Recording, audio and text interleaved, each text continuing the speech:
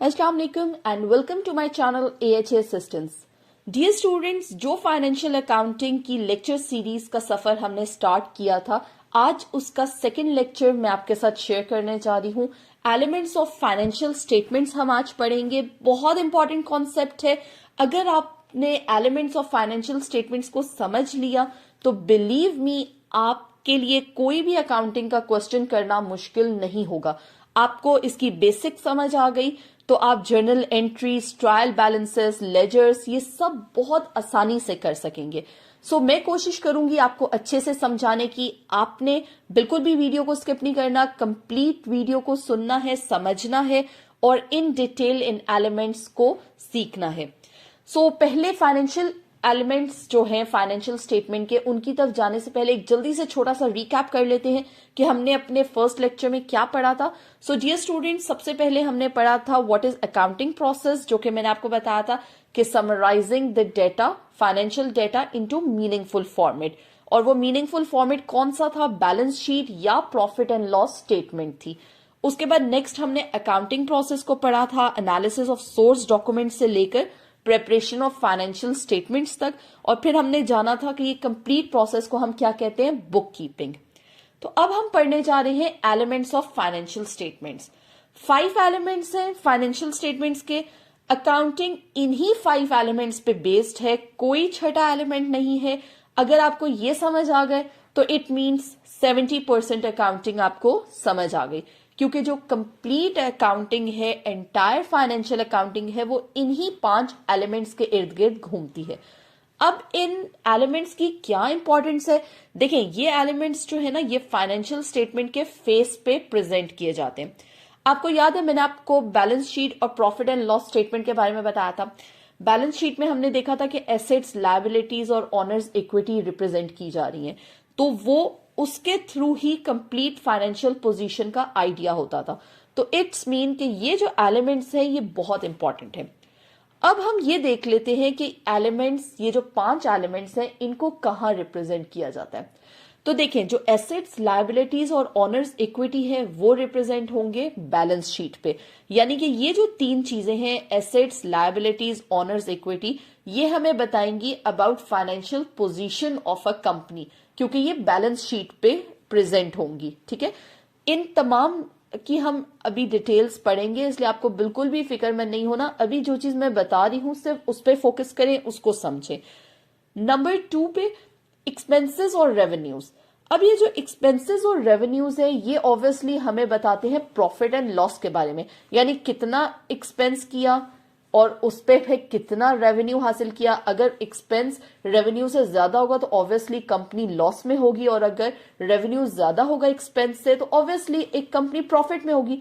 तो ये जो 2 चीजें, ये हम कहाँ रिप्रेजेंट करते हैं? ये हम रिप्रेजेंट करते हैं प्रॉफिट एंड लॉस स्टेटमेंट। यहां तक आपको क्लियर है कि एलिमेंट्स कौन से 3 एलिमेंट्स बैलेंस शीट पे शो होंगे और कौन से 2 elements profit and loss statement पे शो होंगे। अब बात कर लेते हैं एसेट्स की। What is asset? देखिए, बहुत सिंपल से वर्ड्स में हम कहते हैं कि कोई भी ऐसी चीज जो कि कंपनी ओन कर रही है वो एसेट है। ठीक है, लेकिन फॉर एग्जांपल एक कंपनी के पास कोई बिल्डिंग है तो वो उसका एसेट हो गया, उसके पास कोई लैंड है वो उसका एसेट हो गया। लेकिन मॉडर्न डेफिनेशन के अकॉर्डिंग एसेट सिर्फ वो चीज नहीं है जो कि एक कंपनी ओन कर रही है, बल्कि हर वो चीज एसेट्स में शामिल है जो कि एक कंपनी कंट्रोल कर रही है। अब इसका क्या मतलब है? देखिए, फॉर एग्जांपल अब एक कंपनी है, उसने कोई मशीनरी ऑन लीज बेसिस ली। ठीक है, अब वो उसकी मालिक तो नहीं है ना, उसने तो लीज पे ली है, तो वो, लेकिन उसको वो कंट्रोल कर रही है, उस मशीनरी को वो कंट्रोल करेगी। उस मशीनरी के थ्रू जो प्रोडक्शन होगी, उस प्रोडक्शन से फिर रेवेन्यू हासिल किया जाएगा, इनकम जनरेट होगी। तो यानी कि वो कंपनी उस मशीनरी को यूज करके फ्यूचर बेनिफिट हासिल कर रही है। तो ये जो अब मशीनरी होगी वो भी एक कंपनी का एसेट आ जाएगा। अब देखें, अब ये फ्यूचर बेनिफिट क्या है? जैसे कि मैंने आपको बताया कि प्रोडक्शन हो रही है उस मशीनरी की हेल्प से, तो ऑब्वियसली इनकम जनरेट हो रही है, जो ऑपरेशंस हैं कंपनी के वो रन करेंगे प्रॉपरली, प्रॉपर रेवेन्यू जनरेट होगा, इकोनॉमिक बेनिफिट मिलेगा।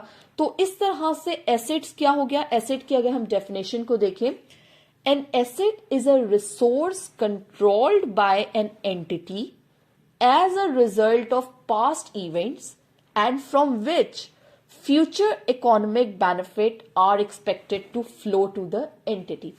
बहुत इंपॉर्टेंट कॉन्सेप्ट है इस डेफिनेशन का, एक एक वर्ड बहुत इंपॉर्टेंट है। Resource controlled by an entity, मैंने आपको बता दिया कि सिर्फ ऐसा नहीं कि ओन ही की हुई हो चीज, बेशक लीज पे ली हुई है, क्रेडिट्स पे ली हुई है या मशीनरी जस्ट यूज की जा रही है, वो सब एसेट्स में शामिल होगा और उससे फर्दर फ्यूचर में बेनिफिट हासिल किया जा सके। ठीक है, और क्या होगा कि वो जो फर्दर जो बेनिफिट होगा ना, उससे कंपनी को फायदा होगा, इनकम जनरेट होगी, रेवेन्यू आएगा। ठीक है, तो ये सारे एसेट्स हैं। अब पास्ट इवेंट क्या है, अब देखें लिखा हुआ है ना कि as a result of past event. अब फॉर एग्जांपल कि एक कंपनी है, उसने वो मशीनरी परचेज की या लीज पे ली, तो आपने ये बात हमेशा याद रखनी है कि एसेट का फ्यूचर में बेनिफिट होगा। ठीक है, यानी कि अगर आज कोई चीज परचेज की जा रही है या लीज पे ली जा रही है या उसे कंट्रोल किया जा रहा है, तो उसकी हेल्प से फ्यूचर में बेनिफिट लिया जाएगा, फ्यूचर में उसकी वैल्यू होगी। होप सो आपको एसेट्स क्लियर होगा। नेक्स्ट हमारा जो एलिमेंट है दैट इज एक्सपेंसेस। अब ये एक्सपेंसेस क्या है, देखिए बहुत सिंपल से वर्ड में हम कहते हैं एक्सपेंस इज अ कॉस्ट। ठीक है, कि कोई भी ऐसी चीज जिसकी कॉस्ट पड़ रही हो वो एक्सपेंस होगी। अब एक्सपेंस और एसेट में बहुत बड़ा एक डिफरेंस है। क्या डिफरेंस है कि जो एसेट है उससे हमें फ्यूचर में बेनिफिट मिलता है, पर जो एक्सपेंस है उससे फ्यूचर में कोई बेनिफिट नहीं मिलता। ठीक है, क्या मतलब है इसको हम एग्जाम्पल से समझते हैं, लेकिन आप ये देखें कि एक्सपेंस में फ्यूचर से बेनिफिट नहीं मिलेगा, ऑलरेडी बेनिफिट हासिल किया जा चुका होगा तब एक्सपेंस होगा। फॉर एग्जाम्पल अब आप through out the month electricity use करते हैं, ठीक है, और एंड पे आता है बिल। अब जो बिल है आपका इलेक्ट्रिसिटी बिल, वो आपका एक्सपेंस है, आपने इलेक्ट्रिसिटी बिल पे कर दिया। अब फर्दर उस पेमेंट से आप कोई बेनिफिट हासिल नहीं कर सकते, क्योंकि ऑलरेडी आपने ये जो बिल पे किया है इसका बेनिफिट ले चुके थे। समझे मेरी बात, यानी कि आप कोई भी अगर काम पहले कर रहे हैं, उससे बेनिफिट ले रहे हैं और उसके बाद उसका पेमेंट कर रहे हैं, तो दैट इज योर एक्सपेंस। इसी तरह से जो एम्प्लॉयर्स की सैलरी होती है एम्प्लॉयज की, अब पूरा महीना एम्प्लॉयज काम करते हैं, उसके बाद महीने के एंड पे उन्हें सैलरी दी जाती है, that is expense. So electricity bill is expense, salary is expense, इसी तरह से बहुत सारे एक्सपेंस होते हैं, हम आगे जाके समझेंगे उन्हें। तो अब क्या होता है कि देखिए ये चीज आपको क्लियर होनी चाहिए कि एसेट से आपको फ्यूचर में बेनिफिट मिलेगा, पर जो एक्सपेंस है उससे आपको फ्यूचर में कोई बेनिफिट नहीं मिलेगा। इसकी डेफिनेशन को देखते हैं। An expense is the cost of operations that a company incurs to generate revenue and from which no further benefit is expected. For example, rent, electricity, salaries. अब क्या मतलब है इसका कि एक्सपेंस क्या है, एक कंपनी वो खर्चा करती है ताकि उसको रेवेन्यू जनरेट किया जाए। देखिए एम्प्लॉयज को हायर किया जा रहा है, ठीक है, तो क्यों हायर किया जा रहा है, ताकि कंपनी प्रोडक्टिव हो और उससे रेवेन्यू जनरेट किया जाए, तभी फिर पूरा महीना उनसे काम लिया जाएगा, फिर उनको सैलरी दी जाएगी। अगर सैलरी ना दी जाए तो क्या अगले महीने वो काम करेंगे? ऑब्वियसली नहीं करेंगे। तो इसलिए उनको सैलरी दी जाती है ताकि जो कंपनी के ऑपरेशंस हैं वो प्रॉपरली रन कर सके और नेक्स्ट मंथ में भी रेवेन्यू जनरेट हो सके। इसी तरह से इलेक्ट्रिसिटी बिल आता है, आपने फुल मंथ इलेक्ट्रिसिटी कंज्यूम की, उसके बाद बिल दिया, फिनिश। नाउ जो वो बिल आपने दिया उसका आपको फर्दर बेनिफिट नहीं मिलेगा, फ्यूचर में कोई बेनिफिट नहीं मिलेगा, क्योंकि ऑलरेडी आप बेनिफिट ले चुके थे, तो दैट इज योर एक्सपेंस। इसी तरह रेंट की बात आ जाती है। होप सो आपको एक्सपेंस क्लियर होगा कि व्हाट इज एक्सपेंस। एसेट्स और एक्सपेंस में जो मेन डिफरेंस है वो आपको होपफुली क्लियर हो चुका होगा। स्टिल कोई कंफ्यूजन हो आप मुझसे पूछ सकते हैं through your comments. Next element आ जाता है लायबिलिटी। अब ये लायबिलिटी क्या है, बहुत सिंपल है। लायबिलिटी किसी भी ऑब्लिगेशन का नाम है। कोई भी ड्यूटी एक इंसान के ऊपर, एक बंदे के ऊपर, एक कंपनी के ऊपर जो आयद की जाएगी उसे ऑब्लिगेशन, उसे लायबिलिटी कहा जाएगा। अब क्या होता है कि देखिए लायबिलिटी हम इस तरीके से इसको समझेंगे कि कोई भी ऐसी ऑब्लिगेशन जो कि एंटिटी या कंपनी पे करेगी। यानी कि अब फॉर एग्जांपल अगर एक कंपनी ने क्रेडिट पे कुछ चीजें ली हैं तो ऑब्वियसली उसने उस क्रेडिटर को पेमेंट करनी है, तो वो उस पर लायबिलिटी हो जाएगी, वो उसकी ऑब्लिगेशन बन जाएगी कि उसने पेमेंट करनी है। ठीक है।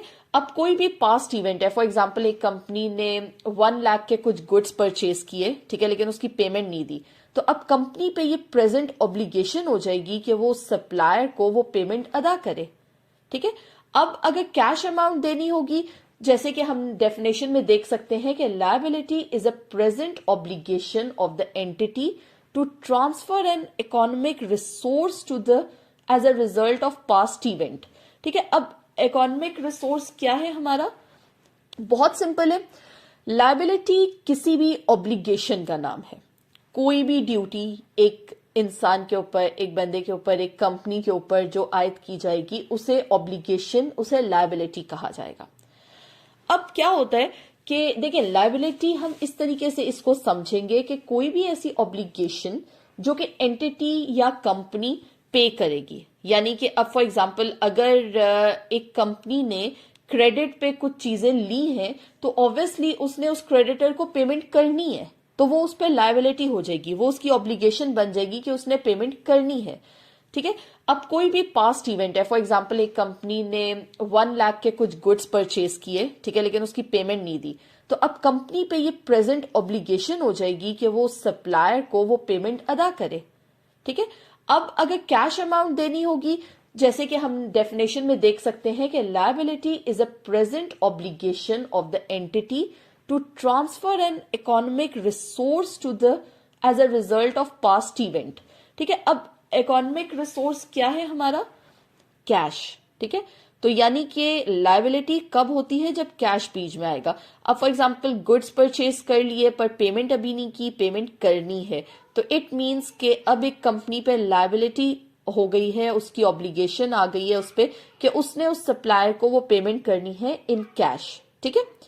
सो होप सो ये आपको डेफिनेशन क्लियर होगी। इसके अलावा एक चीज और जो बहुत इंपॉर्टेंट, कि लायबिलिटी जो है वो क्लेम होता है आउटसाइडर्स का। So liability is a claim of outsider, यानी जिस भी सप्लायर से कोई भी एसेट लिया गया है, उसकी पेमेंट करनी है, तो वो कंपनी इस बात की पाबंद होगी कि वो पेमेंट करे। हम इस बात को इस तरह से समझ सकते हैं कि वो सप्लायर का अब हक हो जाएगा कि वो अपनी पेमेंट ले, और जो टोटल एसेट्स होंगे कंपनी के उस पे उसका क्लेम बनता है। ठीक है। यानी कि ऑब्वियसली अगर उसे पेमेंट नहीं दी जाएगी तो वो अपने एसेट्स वापस ले सकता है। तो ये एक फाइनेंशियल ऑब्लिगेशन है। आपने बस ये चीज समझनी है कि लायबिलिटी क्या है। ये एक फाइनेंशियल ऑब्लिगेशन है और कंपनी ने कैश में पेमेंट करनी है as a result of any past event. वो पास्ट इवेंट कुछ भी हो सकता है, कोई चीज परचेज की गई हो और इस क्रेडिटर को कंपनी के एसेट पे क्लेम होगा। ठीक है। ये चीज आपको क्लियर है? ओके, मूव करते हैं इक्विटी पे। इक्विटी बहुत इंपॉर्टेंट कॉन्सेप्ट है। अब हम समझने जा रहे हैं इक्विटी। इक्विटी या कैपिटल, अब इसका क्या मतलब है? सो डियर स्टूडेंट्स, कैपिटल क्या होता है? कैपिटल वो अमाउंट ऑफ मनी होती है, वो पैसे होते हैं जो कि कोई भी ऑनर जो है बिजनेस में इन्वेस्ट करें। यानी कि वो सारा पैसा जो एक ऑनर एक कंपनी में लाया होगा वो कैपिटल होगा।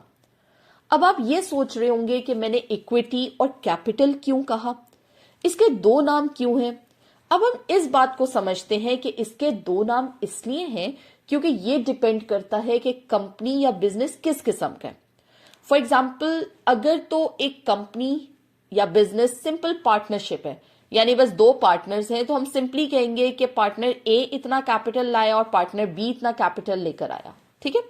पर अगर बिजनेस सोल प्रोप्राइटरशिप है तो क्या होगा कि ये सिंपली कैपिटल होगा।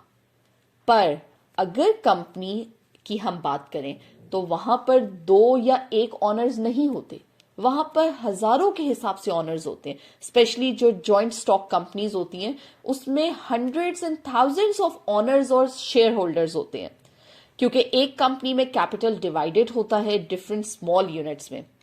अब होता क्या है कि वो जो शेयर कैपिटल होता है वो थोड़ा थोड़ा डिवाइड हुआ होता है, यानी कोई फॉर एग्जाम्पल शेयर होल्डर ए इतना कैपिटल लाया होगा, शेयर होल्डर बी इतना, शेयर होल्डर सी, तो इस तरह बहुत सारे जब आ जाते हैं तो उसको ए बी सी और कैपिटल की तरह हम पॉसिबल नहीं होता कि हम उसको कंप्यूट कर सकें। तो इसलिए इसके लिए वर्ड यूज किया जाता है इक्विटी। इक्विटी दरअसल नाम चीज वही है, डेफिनेशन वही है, इसका मकसद वही है, मीनिंग वही है जो कि कैपिटल की है, पर सिर्फ डिफरेंस कहाँ आ जाता है कि टाइप ऑफ कंपनी पे, टाइप ऑफ बिजनेस पे। अब इक्विटी क्या है? Equity is the residual interest in the total assets of the entity after deducting all its liabilities. आगे जाके जब हम एग्जाम्पल्स करेंगे ना, प्रैक्टिकल एग्जाम्पल्स की हेल्प से जर्नल एंट्रीज में हम इन तमाम एलिमेंट्स को अरेंज करेंगे तो ये चीजें आपको मजीद क्लियर होती चली जाएंगी। अभी फिलहाल आप इनकी डेफिनेशंस पे फोकस करें और जो बेसिक कॉन्सेप्ट मैं आपको प्रोवाइड कर रही हूं आप उसको समझें। अब इक्विटी क्या है कि रेजिडुअल इंटरेस्ट। अब ये रेजिडुअल इंटरेस्ट क्यों कहते हैं? क्योंकि देखिए ऑनर्स और शेयर होल्डर्स को क्या मिलेगा? वो मिलेगा जो कि लायबिलिटीज डिडक्ट करने के बाद में होगा। फॉर एग्जाम्पल अब एक कंपनी है, ठीक है, उसमें उनके ऊपर फॉर एग्जाम्पल 2 लाख की लायबिलिटीज है और उनका जो एंड उनको मिली है अमाउंट, वो उनके पास उनका जो कैपिटल है वो, या हम कह सकते हैं उनकी जो इक्विटी है वो क्या है, उनकी वो लायबिलिटीज डिडक्ट करने के बाद जो अमाउंट बचेगी। इस चीज को इस तरह से समझते हैं कि अगर एक बंदे ने, एक कंपनी ने इन्वेस्टमेंट 1 लाख से स्टार्ट की है और उसकी 50,000 लायबिलिटीज है, तो जो इक्विटी है वो उस 1 लाख में से 50,000 डिडक्ट करने के बाद जो रेजिडुअल इंटरेस्ट बनेगा वो इक्विटी होगा। ठीक है, इस चीज को समझ रहे हैं आप? इन केस अगर आपको अभी ये चीज क्लियर नहीं भी हो रही तो बिल्कुल भी परेशान होने या घबराने की जरूरत नहीं है, क्योंकि जब हम प्रैक्टिकल एग्जांपल्स की तरफ मूव करेंगे ना तो ये चीजें आपको ऑन योर फिंगर टिप्स आ जाएंगी। अब हम इन शॉर्ट क्या कहेंगे कि सबसे पहले दिन कंपनी ने लायबिलिटीज पे करनी होंगी, उसके बाद लायबिलिटीज पे करने के बाद जो रेजिडुअल इंटरेस्ट बचेगा ना, that will be paid to the owners. एक चीज और मैं आपको इधर बता दूं कि ये जो कंपनी की एक ऑब्लिगेशन हो जाएगी। अब एक जो कंपनी है ना उस पे ऑब्लिगेशन होती है कि पहले वो लायबिलिटीज पे करे और फिर वो इक्विटी पे करे, ठीक है, फिर वो इक्विटी आएगा। अब हम बात कर लेते हैं कि नेक्स्ट हमारा जो एलिमेंट है वो क्या है। ठीक है, next element is revenue. Revenue बहुत सिंपल, आप सबको पता होगा, रेवेन्यू इज द इनकम, यानी जो इनकम आ रही है दैट इज रेवेन्यू। जो प्रोसेसिंग हो रही है, जो ऑपरेशंस हो रहे हैं कंपनी में, उससे जितना फायदा हो रहा है, उससे जितना बेनिफिट हो रहा है, उससे जितना इनकम जनरेट हो रहा है, that all is revenue. Hope so ये 5 एलिमेंट्स आपको अच्छे से क्लियर होंगे, assets, liabilities, owners equity, revenues और एक्सपेंसेस। और फर्दर इनकी जो हम एक्सप्लेनेशंस हैं वो थ्रू प्रैक्टिकल एग्जाम्पल समझेंगे। प्रैक्टिकल एग्जाम्पल इंशाल्लाह मैं आपको नेक्स्ट लेक्चर में करवाऊंगी। Till then stay tuned to my channel और होप सो आपको आज की तमाम डेफिनेशंस क्लियर होंगी। Don't forget to like, share and subscribe. Thank you for watching. Allah Hafiz.